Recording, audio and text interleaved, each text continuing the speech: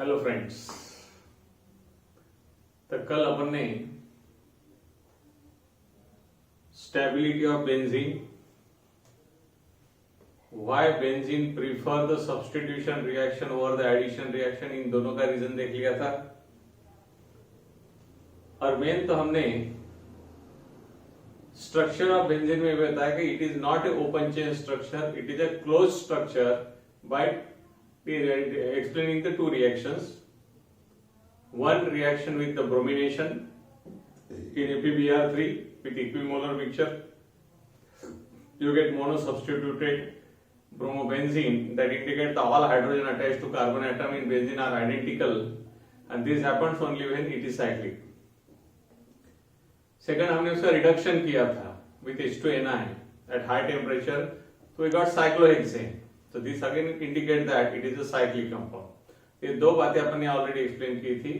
फिर delocalisation of pi bond पर से बताया था कि it is very difficult to break the pi bond because it shifted one carbon to other to next one. तो वहां पे अल्टरनेट अपन ने जो बताया था कि पाई बॉन्ड फॉर्मेशन जो होता है वो नंबरिंग के हिसाब से अपन ने जो बुक्स में दिया उसके हिसाब से अपन बताएंगे।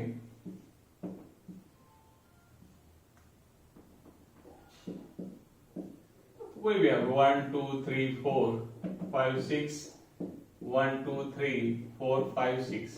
तो यहाँ पाई बॉन्ड किसके बीच में है, तो यहां से अपन चालू करते हैं। तो 1 and 2 that is C1 C2, then C3 C4 and then C5 that is C5 C6।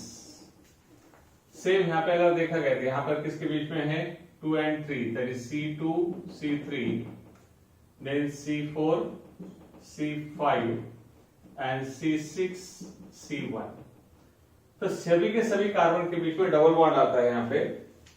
तो that indicates the pi bond is continuously delocalized and it provides the extra stability to the benzene ring because it restricts the breaking of pi bond in a molecule, and that's why the addition reaction is quite होती नहीं ऐसा बोल नहीं रहे। Benzene में addition reaction होती है but under very very strong condition. Normal condition में बेंजीन रिंग का पाई बॉन्ड तोड़ के एडिशन करना पॉसिबल नहीं है, बट अपन ने ठान ही लिया। जैसे अपन ने कहा स्टूडेंट एडमेंट है, जैसे उसने ठान लिया कि नहीं सुनना है, लेकिन टीचर ने अगर मन पे रखा तो उससे करवा के लेना है तो करवा के लेंगे। दो टाइप के स्टूडेंट होते हैं, एक बार कुछ सेंसिटिव स्टूडेंट रहते हैं जो फट से बोलने के बाद फटाफट फॉलो करते हैं, कुछ एरोगेंट रहते हैं, एरोगेंट बोलने के बाद एडमेंट रहते हैं, तो उन पर फोर्स अप्लाई करना पड़ता है। और इसलिए ख्याल में रखना कि साइंस में सबसे एक इंपॉर्टेंट शब्द है इम्पॉसिबल कुछ भी नहीं है। Everything is possible under different condition. When we talk about routine reactions तो समझ जाना कि वो नॉर्मल रिएक्शन से अंडर ड्रास्टिक कंडीशन। मैं बार बार बता रहा हूं कि benzene always gives substitution reaction not a addition reaction. ये करेक्ट नहीं है। ये करेक्ट तब है जब we are discussing the reaction at normal condition और little bit higher condition. But ठान लिया मैंने कि इसका एडिशन रिएक्शन करके रहना है तो delocalised pi bond can also break down, but under very very high temperature. It is not takes place at low temperature, और इसलिए at if reaction is carried out with high temperature, addition reaction will take place, no doubt. But at normal condition, there is only substitution reaction. नहीं तो एक ही दिमाग में रखेंगे कि sir आपने तो बताया नहीं। तो यहाँ ख्याल में रखना बेंजीन में एडिशन रिएक्शन भी होती है, सब्स्टिट्यूशन भी होती है, but substitution is very easily happened as compare to addition, जबकि एलिफेटिक में addition easily takes place, substitution is difficult. तो ये दोनों बातें अपनी अपनी जगह है। तो अपन एलिफेटिक कंपाउंड में एडिशन फटाफट करेंगे अल्कीन अल्काइंस में, सब्स्टिट्यूशन नहीं, जबकि बेंजीन में एडिशन डिफिकल्ट है, सब्स्टिट्यूशन आसान है because of delocalisation, because of resonating structure of the benzene ring. तो ये एक बात दिमाग में फिट करके रखना आपने कि कब कौन सा वर्ड यूज करना वहां पे। एलिफेटिक में एडिशन, बेंजीन में एरोमेटिक कंपाउंड में हमारा सब्स्टिट्यूशन। अब चलते अपन जो अपने को नेक्स्ट बुक में दिया एरोमेटिसिटी, जो पार्ट हमारा हो गया था, सिर्फ 2 मिनट के लिए उसको रिवाइज करता और जो बुक्स में एग्जांपल दिए वो एग्जांपल अपन डिस्कस करते।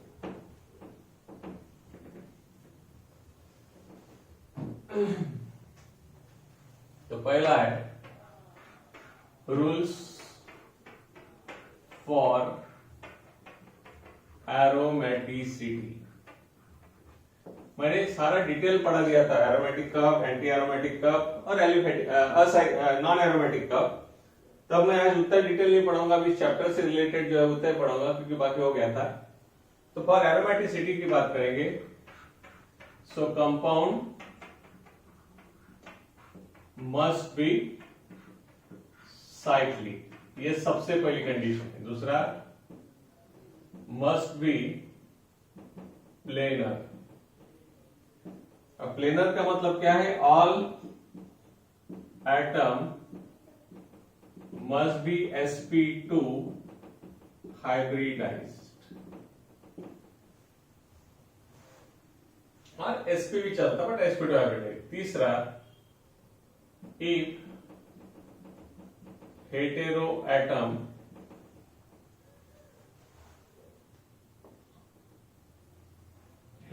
मीन्स कार्बन और हाइड्रोजन के अलावा, इसको भी और सिंप्लीफाई करेंगे। If any ring atom कोई भी हो is sp3 hybridized must contain at least one lone pair of electrons। एक से ज्यादा लोन sp3 तो चलता नहीं, लेकिन अगर sp3 है तो it must contain at least one lone pair of electron to that atom. एक से ज्यादा रहे तो हमें कोई लेना देना नहीं, वी विल कंसीडर वन। अगर गरज है तो लेंगे, नहीं थे पहले थे। अगर सभी sp2 है तो you don't bother about this one, इससे कोई लेना देना नहीं है। और तीसरा रूल था must satisfy Huckel rule, that is a 4n plus 2 pi electron। इतनी चीजें अगर हमारा कंपाउंड सेटिस्फाई करता है तो कंपाउंड इज 100% एरोमेटिक। ये अपन ने विथ एग्जांपल पूरा डिटेल में लिया था। So what are the essential condition for the compound to be aromatic? The compound must be cyclic, compound must be planar, means all the atom must be sp2 hybridized। if any one atom is sp3 hybridized, if any ring atom, ring में जो atom है उसके, ring के बाहर का नहीं, if any ring atom is sp3 hybridized, it must contain at least one lone pair of electron। always remember that one negative charge is considered as a one lone pair of electron। okay, और last में है must satisfy the Huckel rule of 4n plus 2 pi electron। तो ये aromatic के लिए हो गया। Anti aromatic के लिए, for anti aromatic the first, second and star rule are same, only last rule is change, that is third rule, must satisfy 4n pi electron system. ये सब पढ़ाया हुआ है। अगर 4n pi electron system satisfy हो रही थी anti aromatic, 4n plus 2 pi electron rule satisfy होता है तो एरोमेटिक, और ये दोनों सेटिस्फाई नहीं होता है तो नॉन एरोमेटिक। अगर दोनों भी रूल सेटिस्फाई नहीं हो रहे, एरोमेटिक के भी नहीं, एंटी एरोमेटिक के भी नहीं, तो then you can say that your compound is non aromatic. Okay, तो ये जो लेट स्टूडेंट होंगे जिनका ये गया होगा या जो भी होगा, वैसा तो गया किसी का नहीं, लेक्चर रिपीट ही किया बने, but you must remember that this is for anti aromatic, first, second and star rule is same, only last rule get change, the must satisfy the 4 pi electron system, और बाकी यहां। Okay, अब जो books में दिया उसके हिसाब से एग्जांपल लेंगे अपन।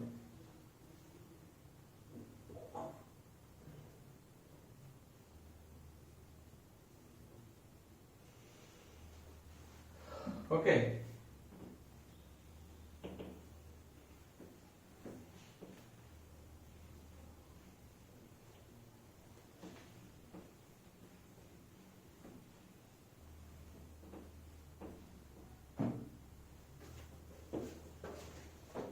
पहला तो उसने सादा सादा अपना बेंजीन का एग्जांपल दिया है।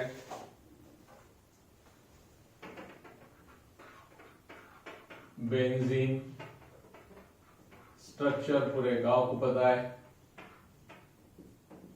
अब इसमें जो जो वैल्यू अपने को देना है वो एक all carbon are sp2 it is planar satisfy Huckel rule.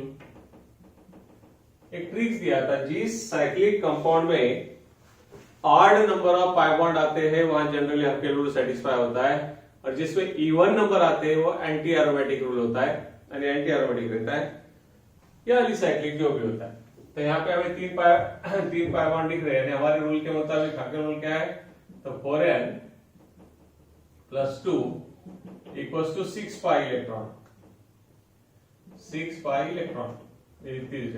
तो n की वैल्यू यहाँ पर नहीं आना सीखते, 6n + 2 = 6, सो n = 1, क्योंकि इधर जाएगा तो यहाँ n की वैल्यू 1 है और 6 पाई इलेक्ट्रॉन रूल सेटिस्फाई हो रहा है हमारा। n की वैल्यू 1 डालते सी अपन ने कहा कि n की वैल्यू 1 डालो तो odd number of pi bond के हिसाब से चलना है। एक पाई बॉन्ड है तो 2 पाई इलेक्ट्रॉन, 3 है तो 6 पाई इलेक्ट्रॉन, 5 है तो 10 पाई इलेक्ट्रॉन, 7 है तो 14 पाई इलेक्ट्रॉन, 9 है तो 18 पाई इलेक्ट्रॉन। ऐसे उसमें अगर आते हैं तो 100% कंपाउंड इज एरोमेटिक। तो ये बेंजीन के बारे में इतने डिटेल अपन ने लिखे हैं यहाँ पे जो बुक्स में दी है। All carbon are sp2 so it's planar satisfy Hakel rule and here value of n is 1। okay, दूसरा दिया है उसने नैफ्थलीन।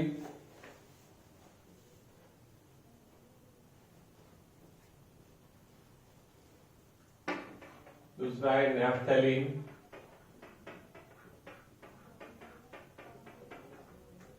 अब नैफ्थलीन बोले तो यहाँ पे फटाफट बता सकते हैं अपन।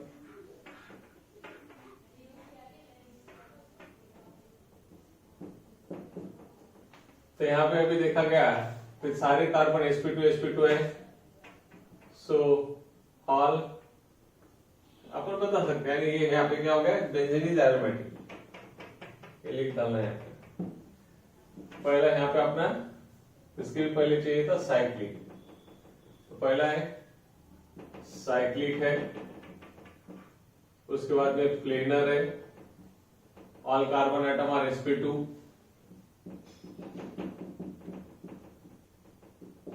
उसके बाद तीसरा हकेल रूल सेटिस्फाई करता है, सेटिस्फाई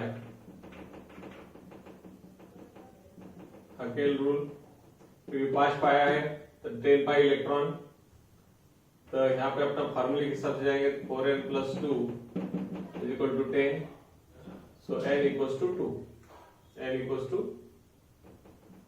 3 नहीं आता, 2 ही आता।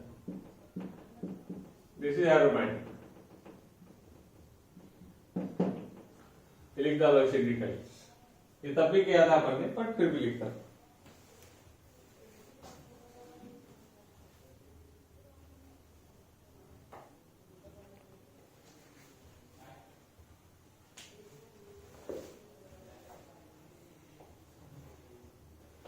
ओके, अनदर एग्जांपल दिया है एंथ्रासिन।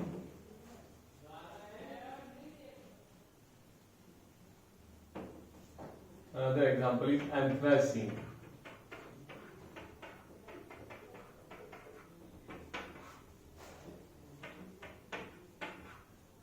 तो एक ख्याल में रखना, ये एक ऐसा कंपाउंड है, it is not sweet smelling, it is not have this anthracene don't have a pleasant fragrance, ये एक्सेप्शन है उसके लिए, इसका फ्रेग्रेंस प्लीजेंट नहीं है। चलो, तो साइक्लिक है। दूसरा all carbon atom are sp2 का सारे डबल बॉन्डेड है, कोई भी लो, ये double bonded, double bonded, double bonded, सारे डबल बॉन्डेड है, so all are double bonded, so planar लिख डालना, ऑल कार्बन आर sp2। तीसरा satisfy Hückel rule,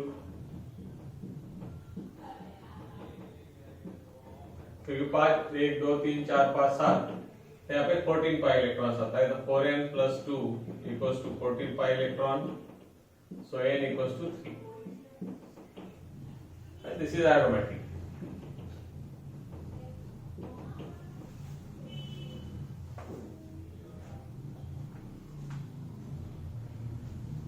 another example दिया है, जो बुक्स पे के एग्जांपल है वही ले रहा हूं, तुमको तो ऐसा कोई भी एग्जांपल अप्लाई करते आना चाहिए, और अपने किए हुए इसके पहले.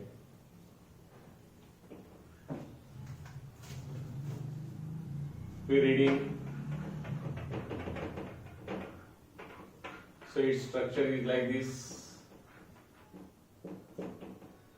साइक्लिक है, लेकिन ये हेट्रोसाइक्लिक.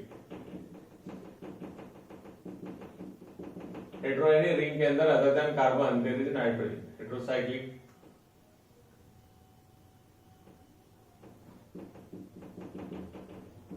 पेन प्लेनर है.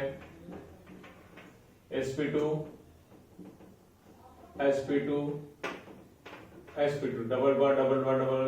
अपने रूल ही लिखा है कि दुनिया के सारे डबल बॉन्डेड एंड सारे सिंगल बॉन्डेड sp3, सारे डबल बॉन्डेड sp2 एंड सारे ट्रिपल बॉन्डेड sp. अपन ये अपना रूल बेसिक बनाया ऑर्गेनिक केमिस्ट्री के लिए. इनऑर्गेनिक के लिए अपने फार्मूला लिख के दिया था. उसका सेटिस्फाई हाकेल रूल. sp2 है इसलिए मैं इसके बारे में सोचने वाला, इसके बाद लोन कर रहे हैं पर अपने को कोई काम नहीं. तो यहाँ पे 4n + 2 equals to 6 pi electron, so n equals to 1. That is aromatic. Next दिया है उसने साइक्लोहेप्टा ट्राइन.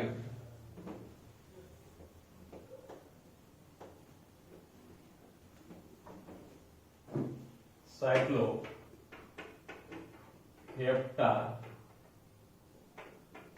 ट्राइन.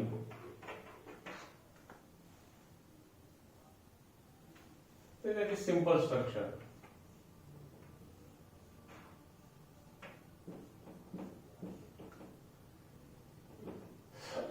साइक्लिक है, not planar because star carbon is sp3 without lone pair. अगर उसके बाद लोन पेयर रहता तो चलता था, पर लोन पेयर नहीं, विदाउट लोन पेयर है. Satisfy Huckel rule.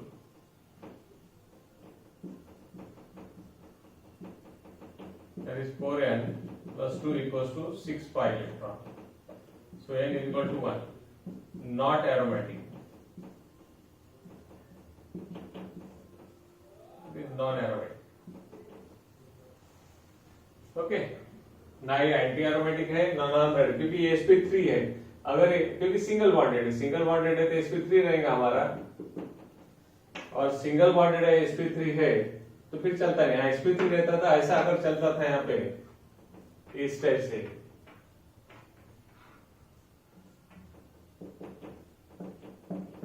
तो then it is aromatic. क्यों? क्योंकि sp ये हमारा carbon sp2, positively charge carbon is sp2 and negatively charge carbon is sp3. तो ये हमने ऑलरेडी बोला हुआ एक्सप्लेनेशन में नेचर ऑफ केमिकल बॉन्डिंग में. sp2 sp2 sp2 sp2 sp2 sp2 खत्म हो गया, प्लेनर हो गया. और 6 पाई इलेक्ट्रॉन है यानी एरोमेटिक है. 8 नंबर ऑफ पाई बॉन्ड यानी एरोमेटिक है, क्योंकि हाकेल रूल सेटिस्फाई होता है. और आपको स्ट्रिक्टली बोला है कि अगर मेरा कंपाउंड साइक्लिक है, उसमें 8 नंबर ऑफ पाई बॉन्ड है, हाकेल रूल पक्का सेटिस्फाई होता है. सिर्फ हमें ये कंफर्म करना है कि वो प्लेनर है कि नहीं है. और वो हमने क्या पर से बताया, सभी कार्बन अगर sp2 है दैट्स ऑल. sp3 है तो हरकत नहीं, there should be at least 1 lone pair of electron, तो भी चल जाएगा क्योंकि वो डिलोकलाइजेशन में p ऑर्बिटल इन्वॉल्व हो जाती है. लेकिन वो भी नहीं है तो वहां पे कोई वैकेंट ऑर्बिटल नहीं है, कोई पेयर ऑफ इलेक्ट्रॉन नहीं है, so delocalisation is disturbed. And delocalisation अगर स्टॉप हो गया तो एरोमेटिसिटी नहीं हो सकती है. तो ये लिखता दो, दिस इज नॉन एरोमेटिक. ऐसे ढेर सारे एग्जांपल्स है, तो अपन इसके पहले भी लिया था, सिर्फ पैटर्न बता दिया इसको कि n की वैल्यू कैसे निकालना, क्या निकालना है. ये तो अपनी गवर्नमेंट कॉम्पिटिटिव में ऐसे सॉल्व करते नहीं बैठते. कॉम्पिटिटिव में डायरेक्ट अपने को क्या करना है, नजर डालते से आंसर बताना है उसका. तो ये ख्याल में रखना, जो ट्रिक्स मैं देते रहता हूं बीच बीच में वो फॉलो करना है और उसके हिसाब से चलना है। तो क्या ट्रिक्स दिया है? Organic chemistry point of view सारे carbon, oxygen, nitrogen single bonded है तो sp3, डबल बॉन्डेड है तो sp2, ट्रिपल बॉन्डेड है तो sp। उसके बाद में all positively charge carbon sp2, all negatively charge carbon is sp3। Planar है कि नहीं है तो all member must be sp2 hybridised, sp hybridized is also allowed, but if anyone is single bonded it is sp3। तो sp3 अगर है they check it has a lone pair or not, one negative charge is considered as one lone pair of it, okay।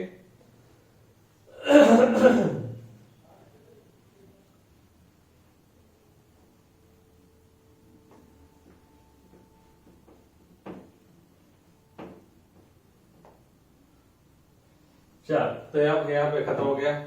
अब preparation of benzene देखते हैं। तो preparation of benzene from acetylene that is from ethyne. दोनों तरीके से अपन reaction देखते हैं उसकी। एसिटिलीन बोले तो that is CH, triple bond CH,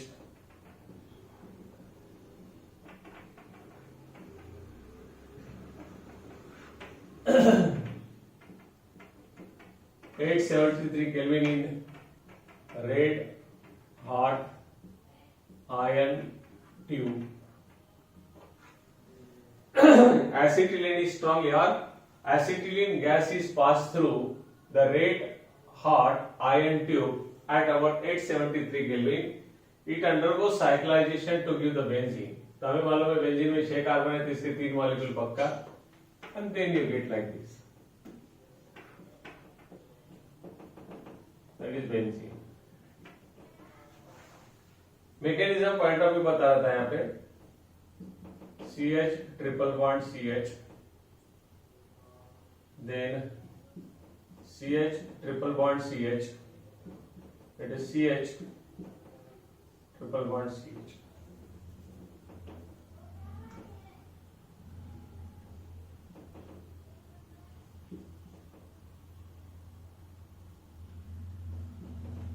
इस टाइप से अब होता कि इतने स्ट्रॉन्ग हीटिंग में जो कंडीशन ऊपर है वही, तो यहाँ का एक पाई बॉन्ड इसके साथ बॉन्ड बनाता है, इसका इसके साथ, इसका इसके साथ हो जाता है, लाइक दिस शिफ्ट हो जाते बॉन्ड। और वैसे बॉन्ड शिफ्ट हुए तो ये टूट जाएगा, इसके बीच में का नया बन जाएगा, ये टूट जाएगा, इसके बीच में नया आ जाएगा यहाँ पे, और यहाँ टूट के यहाँ पे नया आ जाएगा, like this.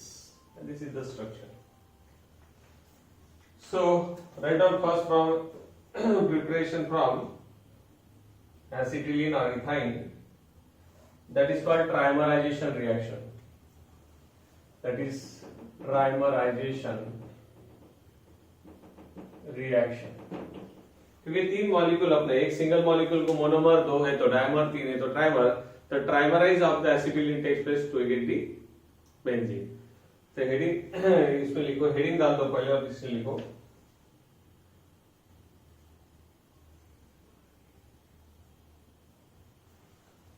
when acetylene is passed through the red hot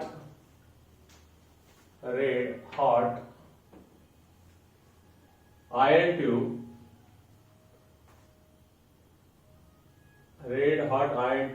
at 873 Kelvin, it undergo trimerized to give benzene.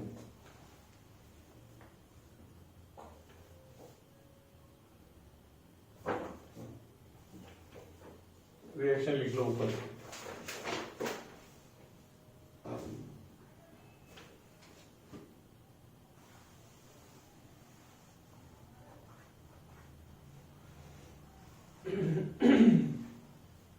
Okay, industrial preparation मैंने लास्ट टाइम ही कहा था कि जनरली बेंजीन का जो मेन सोर्स है the main source of benzene is coal tar या petroleum.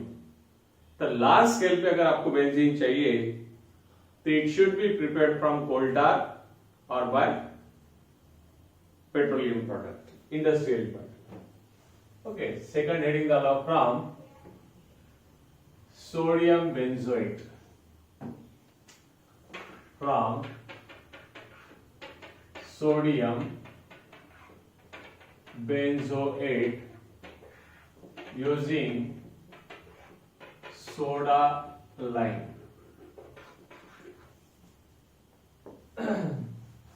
Eight high temperature, एक भी रिएक्शन लो टेम्परेचर की नहीं। अब सोडियम बेंजोएट का फार्मूला आपको मालूम है कि जो भी कंपाउंड का नाम ATE से खत्म होता है तो अक्सर एक तो ये ईस्टर होते हैं या तो सॉल्ट्स ऑफ एसिड होते हैं। ये ध्यान में रखना। धीरे धीरे जो छोटी छोटी ट्रिक बताऊंगा यहां से वो अपना स्पीड पकड़ना चालू हो गया कि कंपाउंड का नाम कौन से लेटर के साथ खत्म होता है उस पर से उस कंपाउंड के बारे में पूरी कुंडली पता होना चाहिए। जैसे हमने कहा कि कंपाउंड का नाम OL से खत्म होता है तो उसमें OH फंक्शनल ग्रुप है, इट में भी अल्कोहल, इट में भी फिनॉल, लेकिन उसमें OH रहेगा। अगर कंपाउंड का नाम Al से खत्म होता है तो अल्डिहाइड, ONE से खत्म होता है तो कीटोन, IC एसिड से खत्म होता है तो एसिड, OATE से खत्म होता है तो 100% ईस्टर और नहीं ईस्टर तो सॉल्ट्स ऑफ कार्बोक्सिलिक एसिड। अब सॉल्ट्स ऑफ कार्बोक्सिलिक एसिड है कि ईस्टर है कैसे पहचानेंगे? अगर नाम OATE से खत्म हो रहा है लेकिन उसमें मेटल का नाम नहीं है, अगर कंपाउंड का नाम OATE से खत्म हो रहा है लेकिन उसमें मेटल का नाम नहीं है तो ईस्टर है। लेकिन कंपाउंड का नाम OATE के साथ खत्म हो रहा है लेकिन उसमें किसी मेटल का नाम आ रहा है तो सॉल्ट्स ऑफ कार्बोक्सिलिक एसिड से। और जब कार्बोक्सिलिक एसिड अपन सॉल्ट बनाते हैं तो एसिड और बेस रिएक्ट होकर बनता है। एसिड में का H और बेस में का OH in the form of water निकल जाता है और जिस एसिड में से H गया है वहां पे मेटल आके बैठ जाता है। तो इमीडिएटली यहाँ पे सोडियम बेंजोएट बोला तो ये सॉल्ट है हमारा बेंजोइक एसिड का। तो बेंजोइक एसिड का फार्मूला है हमारा यहाँ पे ये बेंजीन, ये C डबल बॉन्ड OH। इसको जब NH के साथ रिएक्ट करेंगे तो यहाँ का H चला जाता है, यहाँ पे सोडियम आता है। अब हमें मालूम है कि यहाँ से जब H गया तो बॉन्ड जब ब्रेक कर रहे H का तो आपको मालूम होना चाहिए बॉन्ड में कि पेयर ऑफ इलेक्ट्रॉन जाएंगे किधर। तो बॉन्ड में की पेयर ऑफ इलेक्ट्रॉन जाती है ऑक्सीजन की तरफ, निगेटिव रहता है, आने वाला इसके पास जो रहेगा वो पॉजिटिव रहेगा। तो यहाँ सोडियम जो आ रहा है वो पॉजिटिव रहेगा, यानी आयनिक बॉन्ड इज देयर। और एक और ख्याल में रखना, इसके बाद भी R C double bond OH अगर रहता है इट इज कार्बोक्सिलिक एसिड। ये मैंने इसके पहले बताया कि नहीं बताया, डोंट नो। कार्बोक्सिल का मतलब होता है नंबर ऑफ कार्बन। अगर कार्बोक्सिलिक एसिड में से H खत्म हो गया तो ये रहता नेगेटिव, क्योंकि बॉन्ड जब तोड़ेंगे तो बॉन्ड में इलेक्ट्रॉन ऑक्सीजन अपने तरफ खींचेगा। तो कार्बोक्सिल तो वर्ड है, तो इस IC एसिड के जगह पे यहाँ पे आता है वर्ड ATE।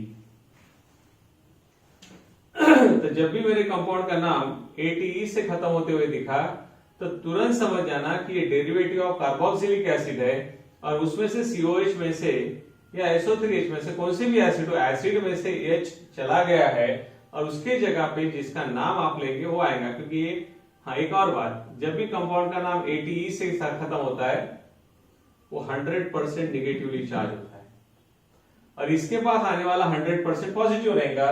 और जब कंपाउंड का नाम आप लिखेंगे तो कंपाउंड का नाम लिखते हो परमानेंट ख्याल में रखना कि पॉजिटिव आयंस का नाम पहले लिखना है और नेगेटिव आयंस का नाम अक्सर लास्ट में लिखा जाता है। तो अगर इसके पास अल्किल आया तो it is called alkyl carboxylate, या कार्बोक्सिल तो है कार्बोक्सिलेट, झिल तक के है, ये ऑयल है हमारा। और अगर यहाँ पे मेटल आता है तो मेटल कार्बोक्सिलेट, जैसे सोडियम है तो सोडियम कार्बोक्सिलेट, एल्यूमिनियम है तो एल्यूमिनियम कार्बोक्सिलेट, सिल्वर है तो सिल्वर कार्बोक्सिलेट, जो भी है। अगर तुम्हारे एसिड में का पूरा OH ही चला गया तो ये पॉजिटिवली चार्ज रहेगा क्योंकि बॉन्ड में के इलेक्ट्रॉन OH लेके भागेगा। तो इसके नाम के एंड में आएगा वाइल, दैट इज कॉल्ड कार्बोक्सिलिल। यहाँ पे हमारा कार्बोक्सिल तो वर्ड है ही, लेकिन आईसी एसिड की जगह पे वाई लगेगा। जैसे एक है तो फॉर्मिल, एसिटिल, प्रोपियोनिल, ब्यूटीरिल, वेलरिल, कैपोरिल, इस टाइप से आएगा। फॉर्मेट, एसीटेट, प्रोपियोनेट, ब्यूटीरेट, वेलरेट, कैपोरेट, इस टाइप से। नंबर ऑफ कार्बन कितने आर पर डिपेंड करेगा। तो ये दो चीजें आपके ध्यान में होना, ये अच्छे तरह से नोट करके लिखो कि कौन से कंपाउंड का नाम काय के साथ खत्म हो रहा है। तो कार्बोक्सिल है यानी फॉर्म, एसिड, प्रोपियोन, ब्यूटीर, वेलर, कैपर, ऐसे शब्द अगर है और उनके नाम के सामने आईसी एसिड लग रहा है तो एसिड, एटीई लग रहा है तो कार्बोक्सिलिक एसिड का डेरिवेटिव है। लेकिन कार्बोक्सिलिक एसिड में सीओएच में का एच जाके जो उसका भी नाम पहले लिखा होगा वो आया है यहाँ पे। और अगर कार्बोक्सिल के सामने फॉर्म, एसिड, ब्यूटीर, वेलर, कैपर, इनके सामने अगर वायल लगा होगा तो समझ जाना वो कार्बोक्सिलिक एसिड का ही डेरिवेटिव है, लेकिन उसमें से पूरा के पूरा OH लॉस है। और उस OH लॉस करने के बाद जो नया आता है वो उसकी जगह पे लिखा हुआ रहेगा। ओके, तो ये पहले एक चार्ट लिखो।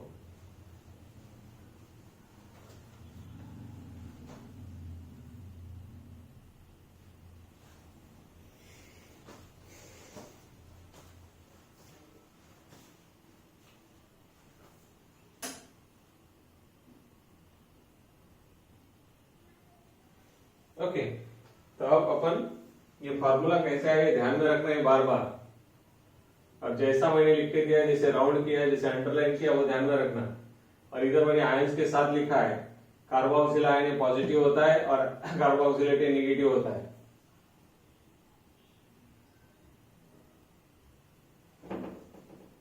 ओके,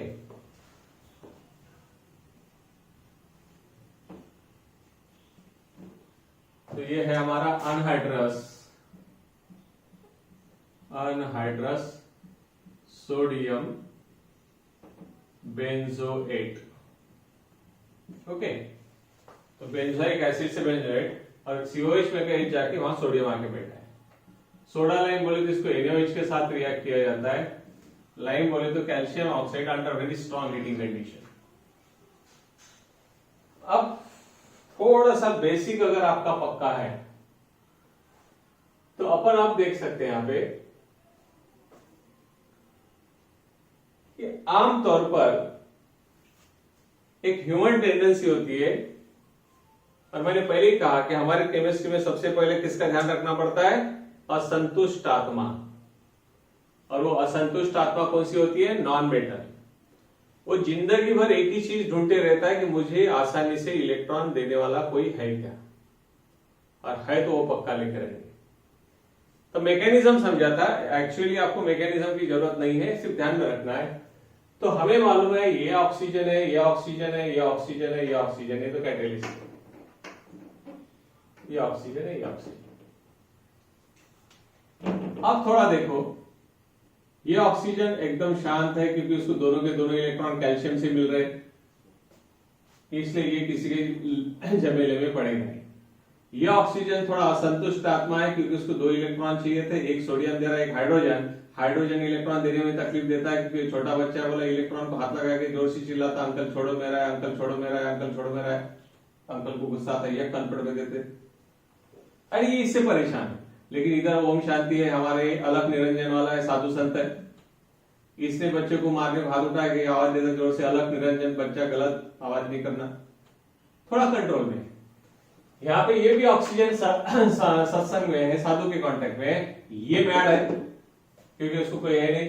तो ये फिर आओ देखता ना ताव देखता, ये बॉन्ड में कि इलेक्ट्रॉन वो अपने तरफ खींच लेता है गुस्से में, और ये बेचारा पॉजिटिव हो जाता है।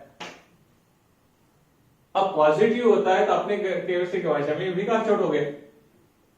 अब भिकारी वो बोलते ना मरता क्या नहीं करता, तो ये भिकारी क्या करता है, इस ऑक्सीजन के लोन पेयर पे अटैक करता है, और इसके लोन पेयर पे अटैक किया तो ऑक्सीजन क्या करता है, अपनी लोन पेयर वापस लाने के लिए हाइड्रोजन को हटा देता है एज H+, और फिर यहाँ पे क्या होता है, ये ONA जाके बैठ जाता है, ONA। क्या किया मैंने समझ में आया। अब ये H जैसे ही इसके तरफ दौड़ना शुरू हुआ, ये ऑक्सीजन और परेशान हो जाता है कि मेरे दोनों सेम बिरादरी वाले मजा कर रहे हैं, मैं यहाँ पे पागल हो रहा हूं। तो हाइड्रोजन, ये कार्बनशील बेकार है क्योंकि हाइड्रोजन सबसे नन्हा बच्चा है, तो ये आने के पहले क्या करता है, जबरदस्ती कार्बन को इलेक्ट्रॉन देता है और कार्बन को बोलता है तू मेरे इलेक्ट्रॉन यहाँ पे जो है उसके साथ शेयर कर, और इसके बाद जगह नहीं है क्योंकि कार्बन 4 से ज्यादा बॉन्ड बनाता नहीं है और इसलिए ये हो जाता है नेगेटिव। और फिर यहाँ पे ये है असंतुष्टि, लेकिन हाइड्रोजन से बेटर कार्बन के साथ रहना पसंद करता हूं, और इसलिए फिर यहाँ पे ये नेगेटिव पॉजिटिव, और फिर यहाँ पे बन जाता है हमारा बेंजीन, क्योंकि इसको जगह नहीं यहाँ पे। और प्लस यहाँ पे क्या बना है, Na2CO3, here it is Na2CO3, that is sodium carbonate, and this is benzene and this is sodium carbonate। तो समझ में रिएक्शन, तो ये मैकेनिज्म पार्ट ऑफ समझाया आपको मैंने। तो यहाँ पे आता है हमारा C डबल बॉन्ड ONA और इधर आता है NaOH, समझा? So write down. When anhydrous sodium benzoate is strongly heated with soda lime, when anhydrous sodium benzoate is strongly heated with soda lime, it gives benzene. It gives benzene. ठीक है, तो इस तरीके से हमारी ये 2 प्रिपरेशन हुई, बाकी की जो है प्रिपरेशन उसको अपन कल देखेंगे। ओके, तो ये लिख डाल देता।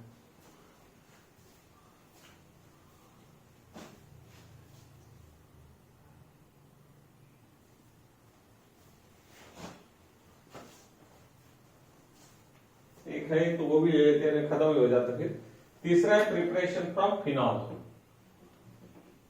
फ्रॉम फिनॉल, फ्रॉम फिनॉल, तो फिनॉल का क्या करते हैं, कंप्लीट रिडक्शन करते हैं with zinc metal under strong heating condition. This is phenol. Oxygen को जैसे ही मेटल दिखाई ललचाया तो ये कार्बन का साथ का बॉन्ड तोड़ डालता है, कार्बन का इलेक्ट्रॉन कार्बन को देता अपना वापस ले लेता है, हाइड्रोजन का भी इलेक्ट्रॉन हाइड्रोजन के आन पे फेंक के मारता है, और ये ऑक्सीजन इसके साथ कंबाइन होकर एज ए ZNO हो जाता है, और फिर ये 2 दुखियारे साथ में मिलकर बेंजीन बनाते हैं। समझा? तो इस तरीके से ख्याल में रखना, क्योंकि हमने पहले ही बोला ऑक्सीजन को तुम्हारे में इंटरेस्ट नहीं है, फुकट के इलेक्ट्रॉन में इंटरेस्ट है। तो जैसे ही ऑक्सीजन को जिंक देता है, जिंक 2 इलेक्ट्रॉन देता है, पहले बताया कंप्लीट रिड्यूसिंग एजेंट है, तो सारा ऑक्सीजन निकाल लेता है, and we get here benzene plus ZNO, that is benzene. So this is reduction. Reading the phenol on reduction with phenol on reduction with zinc, it gives benzene. Phenol on complete reduction with zinc, it gives benzene. Okay, तो यहाँ पे हमारा preparation of phenol, preparation of benzene खत्म हो गया। कल अपन देखें reactions of benzene. Okay, so thank you.